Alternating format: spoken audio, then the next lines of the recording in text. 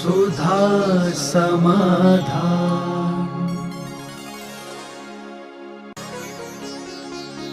नमोस्तु गुरुदेव। गुरुदेव, हम ऐसा क्या करें कि बिना तप के तिर्यंच गति में जाने से बच सकें? तब साधना भली ना कर पाओ, लेकिन कषायें तो मंद कर सकते हो, अपने परिणामों में प्रसन्न भाव तो ला सकते हो। तप नहीं कर सकते हो तो कम से कम जो गलत कार्य हैं वो तो ना करें। तो इतने मात्र से कम निश्शील वृत्तेषाम सर्वेषु, सभी आयुएं जो हैं व्रत नियम नहीं करने वाले भी देवायु का बंद करते हैं परिणामों की क्षमता भाव से। भोग भूमिया जीव किंचित मात्र भी तप नहीं करते, किंचित मात्र भी वहाँ मंदिर आदि नहीं है, किंचित मात्र भी दान आदि नहीं होता, किंचित मात्र भी उपवास आदि नहीं होते, फिर भी परिणामों की मंदता के कारण से वो भी स्वर्ग जाते हैं। अपने परिणामों को मंद रखिए, प्रसन्न भाव रखिए, निमित्त पाकर के जल्दी उत्तेजित मत होइए। थोड़ी सी प्रतिकूल परिस्थिति पड़ते ही हम उत्तेजित हो जाते हैं। उस उत्तेजनाओं को आप यदि रोक लें तो आप बच सकते हैं। ऐसा।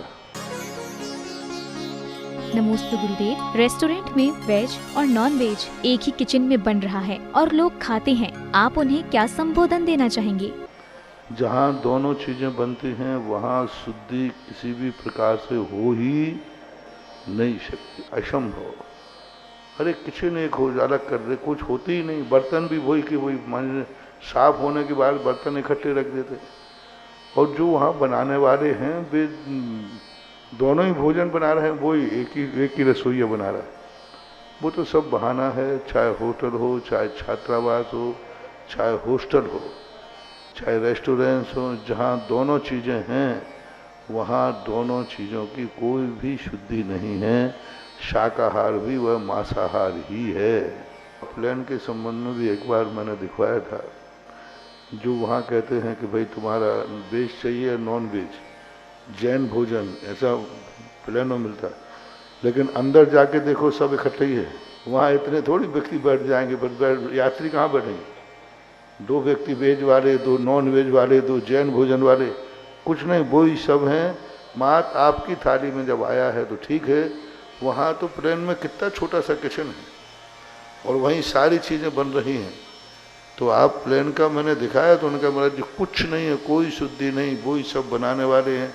इसकी चम्मच उसमें, उसकी चम्मच इसमें, हो जाता है।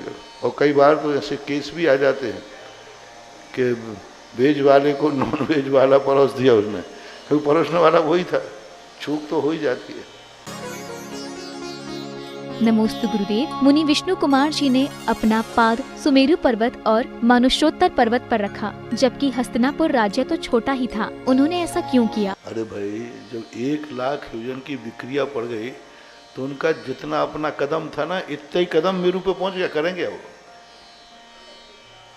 अब 1 लाख योजन प्रमाण आप 6 फुट के हैं। अब 6 फुट में आपका पैर कितना इंची दूर रखते हो? कम से कम 9 इंची तो हो ही जाएगा, एक पैर के बाद 9 इंची। तो अब 9 इंची के हिसाब से 1 लाख योजन है और 1 योजन 2000 कोस का है, बड़ा योजन। तो कितने कोस हो गए भाई? 1 लाख योजन है और 1 कोस है 2000 कोस का।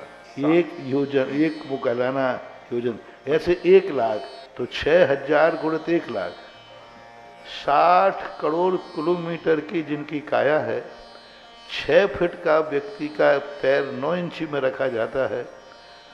तो इतने करोड़ों का 60 करोड़ प्रमाण किलोमीटर। अब किलोमीटर की तो अभी फीट बनाओ,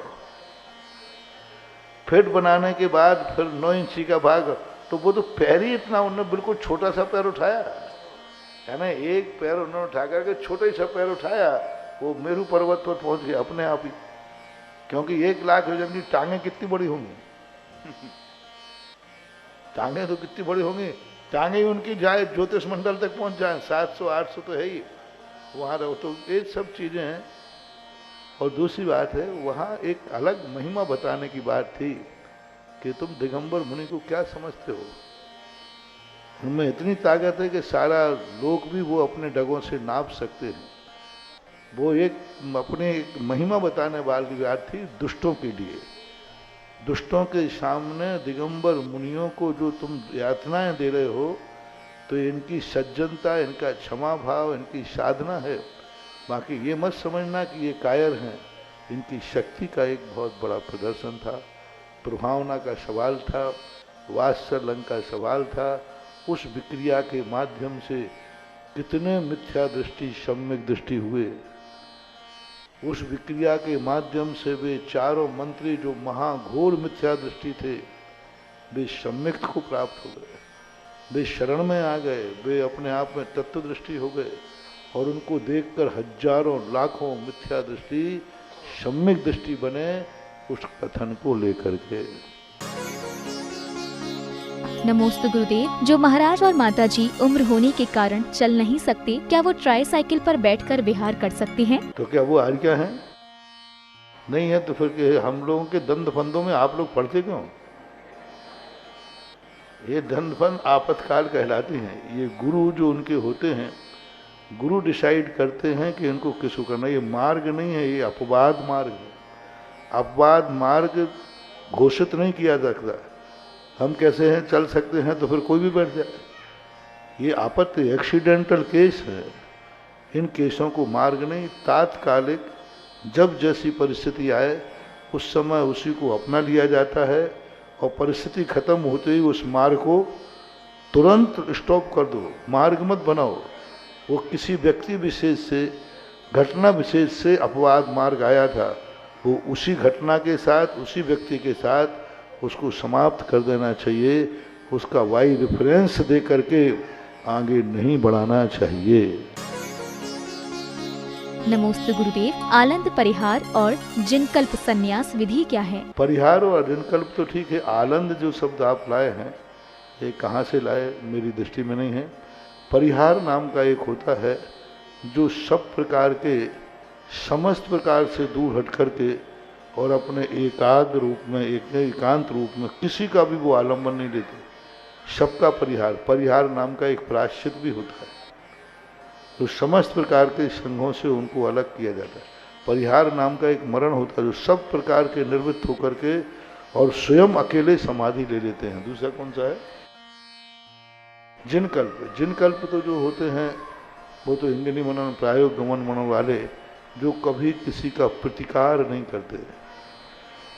वो कभी प्रतिकार, यदि उनका पैर कांच के ऊपर पड़ गया, कांच लग भी गया, तो वे अपनी चाल को कभी भी धीमा नहीं करते। जिस चाल में चल रहे हैं उसी चाल से चलते जाएंगे। ऐसा मरण कंडिका में जिनकल्पी के लिए ऐसा उसने किया, जिनकल्पी और स्थिर कल्पी। तो जिनकल्पियों की एक कठोर चर्चा होती है। कैसी भी परिस्थितियों में वो कभी भी अपने आप को परिवर्तित नहीं कर। जीवों को देख के पैर तो बचाएंगे, लेकिन कांच के ऊपर पैर पड़ गया और कांच लग भी गया तो भी किंचित मात्र भी उनकी गति में अंतर नहीं आता। उनके किसी प्रकार अपन नहीं पकड़ सकते कि इनके पैर में कांटा है या कांच है। ऐसे जिन पर उपेक्षा संयम को धारण करते हैं। दो प्रकार के संयम हैं, उपेक्षा और अपरहत। जिनकल्पी सदा उपेक्षा संयम धारण करते हैं। उपेक्षा संयम का अर्थ है कि वो प्रतिकार नहीं करते हैं, हर परिचय के लिए सहन करने के लिए सदा तत्पर रहते हैं। नमोस्तु गुरुदेव। घर में जो चूहे हैं उनको पिंजरे में पकड़कर बाहर छोड़ने पर क्या हमें पाप लगेगा? अब देखो, तुम्हारे चूहे और मुझे फंसा रहे हो। मैं तो यही कहूँगा कि उनको वहीं रहने दो, तुम दूसरे स्थान पर चले जाओ। क्योंकि आवास स्थान किसी का उजाड़ना, हम तो यही कहेंगे। अब आप ग्रस्त हैं, कुछ चीज़ें ऐसी हैं जो शास्त्रों के और गुरुओं से प्रमाणित नहीं की जाती। उन चीज़ों पर स्वयं का विवेक काम करता है, स्वयं का अभिप्राय काम करता है, स्वयं का हानि लाभ काम करता है। देखा जाता है कि इससे हानि और लाभ कितना है। विरोधी हिंसा के अंतर्गत इतनी परिभाषाएं बनाई कि विरोधी हिंसा का अर्थ क्या है। यही तो विरोधी हिंसा है कि आपका अनाज खा रहे थे तो आपने उनको वहाँ से हटा दिया, उनको दूसरे स्थान पर भेज दिया। सांप निकल आया, अब उसको छोड़कर जंगल में, विरोधी हिंसा है। तो आप गृहस्थ हैं, विरोधी हिंसा के बहुत रूप होते हैं। जितना है, देखो कितना पंडित जी साहब ने एक बहुत अच्छी बात लगी, इतना बढ़िया शब्द का प्रयोग किया, त्रस हिंसा को त्याग वृथा स्थावर न संहार। देखो कितनी आपको स्थावर हिंसा की छूट दे दी गई, आपकी स्थावर हिंसा का त्याग नहीं है।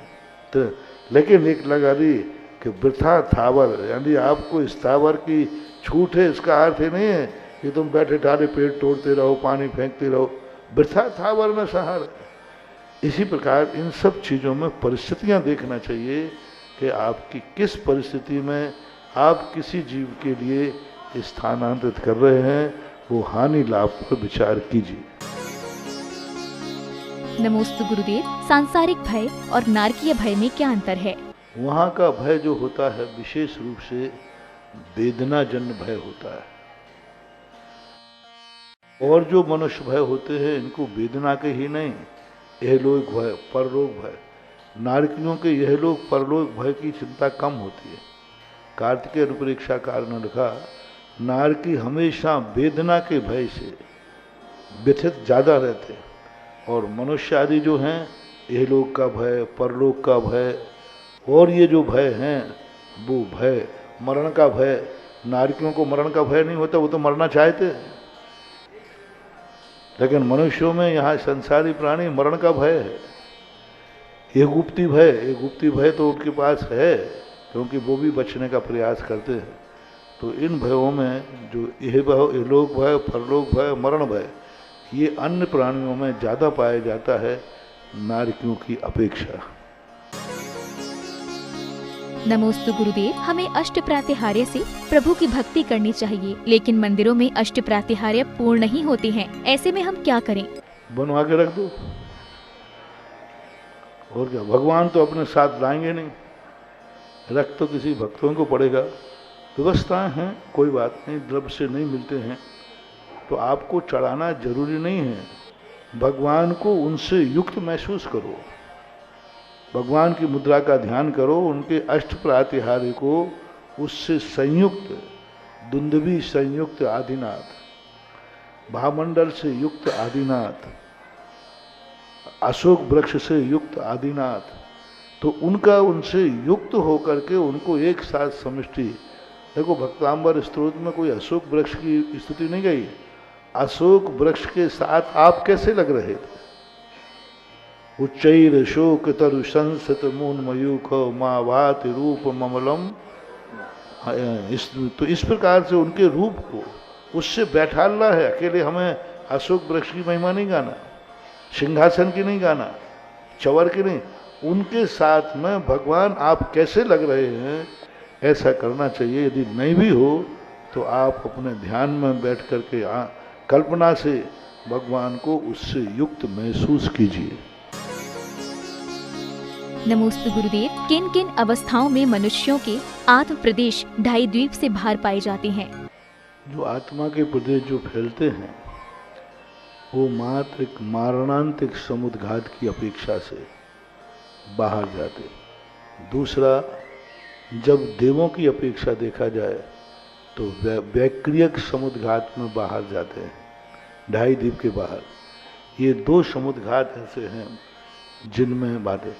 केवली भगवान की अपेक्षा देखा जाए तो केवली समुद्घात, केवली भगवान की अपेक्षा केवली, देवों की अपेक्षा वैक्रियक और मारणांतिक, मनुष्यों की अपेक्षा से ढाई द्वीप के बाहर मात्र मारणांतिक समुद्घात में ही ढाई द्वीप के बाहर जाते हैं, और किसी अन्य कर समुद्घातों में ढाई द्वीप से बाहर नहीं जाते। नमोस्तु गुरुदेव। क्या जिमी कंद को अचित्य कर खा सकते हैं? अब इन सब बातों में क्या होता है, हमारे यहाँ तो यही कहा कि वनस्पति खाओ नहीं तो अच्छा है, लेकिन अब जितनी अपन छूट देते जाएंगे उतना ही प्रमाद आता जाएगा। जो चीज़ अचित हो गई वो भक्ष ही है ऐसा तो नियम नहीं है। कितनी अचित चीजें हैं जो अभक्ष हैं, लेकिन जीव नहीं है उसमें, लेकिन वे अभक्ष की कोटि में आते हैं। इसलिए ऐसा कहना उनका ठीक नहीं है। इस संबंध में बहुत बार कई बार विसंवाद हुए हैं, चर्चाएं हुई हैं। बहुत बड़े बड़े विद्वानों में भी इस प्रकार की मिथ्या धारणाएं रही हैं, और ऐसी कई बार चर्चाएं की गई कि आलू हैं, गड़ंत हैं, सचित्र खा सकते हैं। तो आप वहीं क्यों ले रहे कि आमानी? कहीं कहीं नाम लेकर के भी तो निषेध किया है कि गड़ंत जो हैं अभक्ष हैं। उन प्रसंगों को भी तो लाओ। एक दो स्थानों पर ऐसा प्रसंग आ गया कि इनको सचित्र नहीं खाना, वो कोई प्रसंग रहा होगा, लेकिन कई स्थानों पर ये भी तो आया नाम लेकर कि संपूर्ण गणंत जो हैं अभक्ष की कोटि में आते हैं। तो अपन को ना गर्म खाना ना ठंडे खाना, गर्म खाना ही नहीं। देखो, खाने में बहुत बड़ी हानि है। नहीं खाने में मान लो खाने की छूट है भी और नहीं खाया तो, खाने की छूट है मान लीजिए और नहीं खाया तो घाटा है कि फायदा ही है। और यदि खा लिया और किसी कारण खाने की छूट नहीं रही तो फिर तो घाटा ही घाटा है। इसलिए हमारे यहाँ एक संदेह, किसी वस्तु का यदि निर्णय ना हो तो वो भी अभक्ष की कोटि में आता है। अनजान फल कहलाता है। अनजान का अर्थ है जिस संबंध में सही निर्णय नहीं हो पा रहा है, जब तक सही निर्णय नहीं हो वो भक्ष भी क्यों ना हो, लेकिन हम निर्णय नहीं कर पा रहे तो अभक्ष की कोटि में ही आएगा। अनजान फल को खाने में अचित्त है, शुद्ध है, कोई बाधा नहीं, लेकिन हमारे लिए मालूम नहीं है। ऐसे अनजान फल को यदि हम खाते हैं तो अभक्ष का ही दोष लगेगा। नमोस्तु गुरुदेव। 14 गुण स्थानों में क्या जीवों की संख्या निश्चित होती है? जो गुण स्थानों की जो संख्या होती है वो उत्कृष्ट संख्या तो निश्चित है, लेकिन मध्यम और जघन संख्या निश्चित नहीं है। किसी भी गुण स्थान की संख्या उत्कृष्ट है। जैसे मनुष्यों में चौथे गुण स्थान की 700 करोड़ संख्या दी गई कि पूरे ढाई द्वीप में मनुष्य चतुर्थ गुण स्थान वर्ती कितने लगे? 700 करोड़। पंचम गुण स्थान वर्ती मनुष्य कितने लगे? 13 करोड़। मुनिराजों को छठे से लेकर 14वें तक 3 कम 9 करोड़। तो ये उत्कृष्ट हाईएस्ट, इससे ज़्यादा नहीं जाएगा, लेकिन कम तो होते हैं, इसलिए कम बढ़ की स्थिति है। सुधा समाधान।